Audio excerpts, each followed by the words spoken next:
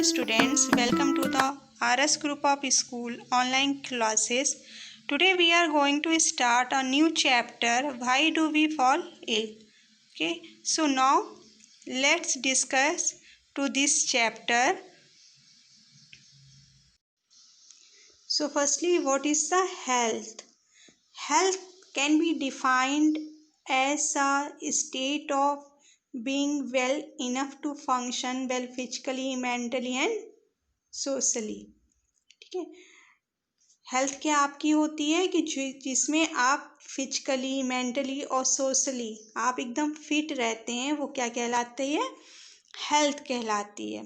ठीक है, अब the conditions necessary for good health, कौन सी ऐसी हमें आवश्यकताएं हैं गुड हेल्थ के लिए, वो डिस्कस करते हैं।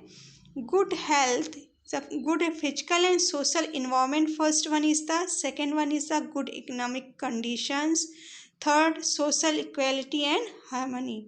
Okay, now good physical and social environment includes clean surroundings, good sanitation, proper garbage disposal and clean drink water. कि हेल्थ में हमें क्या मेन पॉइंट्स जिससे हम फिट रहें, हमें क्या ध्यान रखना चाहिए कि हमारे आप फिजिकल और सोशल जो एनवायरनमेंट है, मतलब हम खुद भी नीट एंड क्लीन रहें और हमारा जहाँ पे हम रह रहे हैं वहाँ पर भी नीट एंड क्लीन सफाई रहनी चाहिए। हमारी इकोनॉमिक कंडीशंस भी अच्छी होनी चाहिए, मीन्स हम जो आप न्यूट्रिएंट वगैरह ले रहे हैं प्रॉपर, वो जो भी आप फूड ले रहे हैं प्रॉपर न्यूट्रिएंट उसमें होना चाहिए। ठीक है, social equality and harmony means किसी भी तरह से हमें वहाँ पे आपका एनवायरनमेंट का और जो आसपास रहने वाले लोग हैं उनमें किसी भी तरह से कोई भी अप्स डाउन या प्रॉपर इक्वलिटी होनी चाहिए उनके बीच में, सोशल इक्वलिटी पूरी टोटल रखनी चाहिए। अब आते हैं कि जो आपकी जो आसपास का एरिया है उसे गुड नीट एंड क्लीन करना चाहिए। आपका प्रॉपर जो भी वेस्ट मटेरियल है उसको एक पर्टिकुलर जो आपका डिस्पोजल है वहाँ पर ही आपको डिस्पोज करना चाहिए। वाटर को नीट एंड क्लीन वाटर उसका पूरा बॉयल करके या फिर अगर आरओ वगैरह का वाटर यूज़ करना चाहिए, क्लीन वाटर ड्रिंक करना चाहिए। Okay, and the good economic condition includes job opportunities for all, for earning to have nutrient food and to learn a healthy life, means to taking a good and healthy food for the good health. Okay, so this is the main point of the and main factors of the good health. Okay, now next point is discuss what is the difference between healthy and disease free health, कि main आपका क्या difference है एक healthy body और disease free body में क्या difference है। तो first, healthy body, it's a state of physical, mental and social wellbeing and it refers to the individual physical and social environment.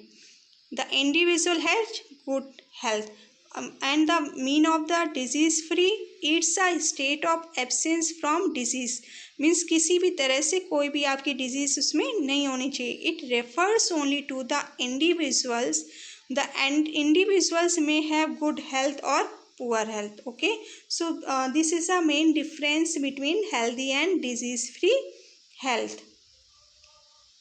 Second and the third point is what does disease look like.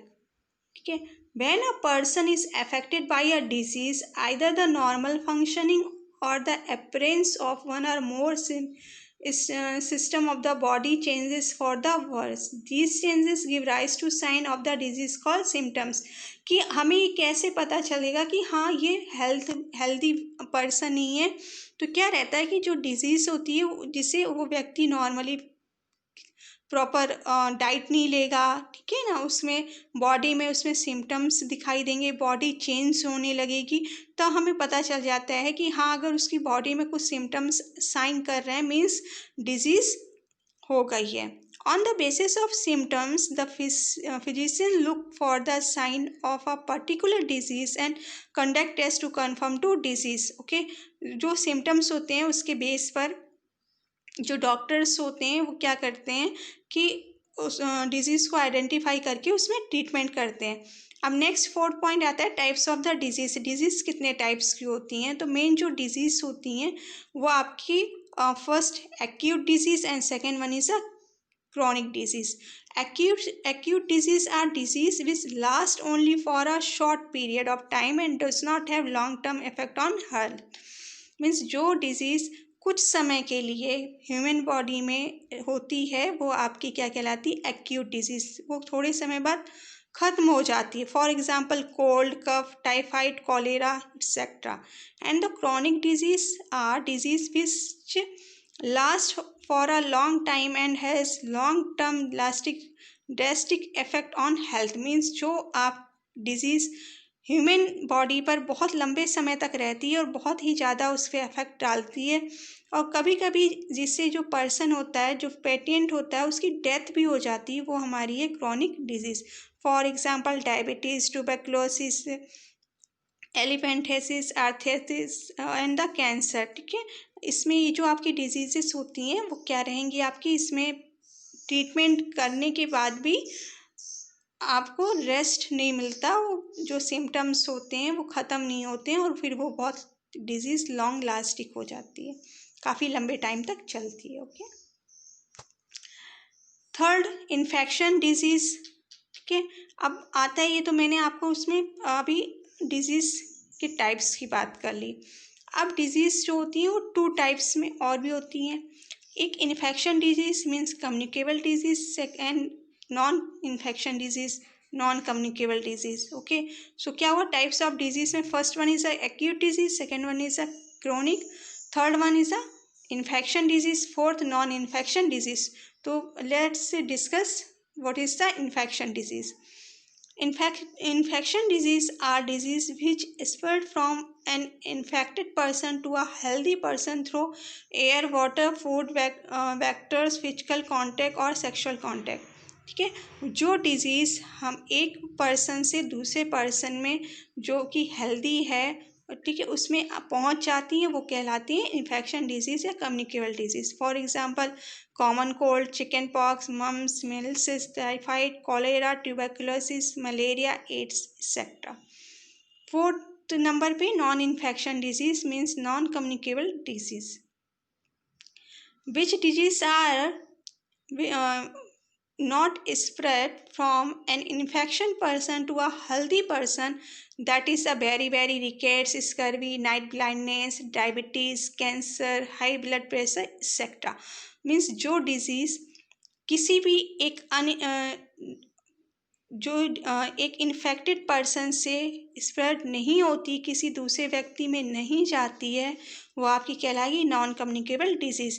जैसे for example beriberi rickets, scurvy, night blindness, ये क्या है? ये आपकी nutrient और vitamin से होने वाली जो डिजीज़ है उसमें आती हैं। तो ये अगर एक व्यक्ति में रहता है तो वो दूसरे में नहीं जाती, क्योंकि वो जो विटामिन्स की कमी है, न्यूट्रिएंट की कमी है, वो एक पर्टिकुलर उस ही बॉडी के में एक पर्सन में है। हो सकता है सामने जो व्यक्ति है या आप जिसके आसपास हैं, जिसके वो उसे प्रॉपर न्यूट्रिएंट भी मिल रहा हो, वो अच्छी तरह से हेल्दी है, तो उसे वो बीमारी नहीं होगी, वो स्प्रेड नहीं होगा, तो वो आपकी क्या होगी? नॉन कम्युनिकेबल डिजीज़ हो जाएगी। अब आता है कि कॉजेस ऑफ द डिजीज़ होने की क्या कॉज है? तो first one is a pathogen like virus, bacteria, fungi, protozoans, worms. Okay, second poor health and under nourishment, third malfunctioning of body parts, environmental pollution and genetic disorder. So these are the main causes of the disease. So now this topic is the health and types of the health and causes of the health is completed. So now thank you.